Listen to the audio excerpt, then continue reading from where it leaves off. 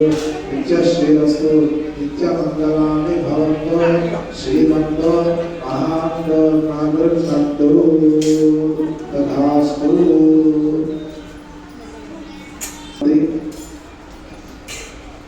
రేపు చైత్ర పౌర్ణమి విశేషం సందర్భంగా అమ్మవారి దేవాలయంలో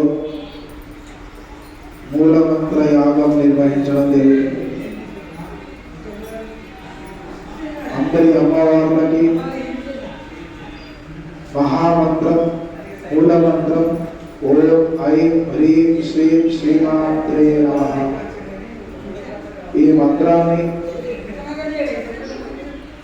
20,424 సార్లు సంఖ్యతోటి మూలమంత్ర యాగం నిర్వహించడం జరిగింది.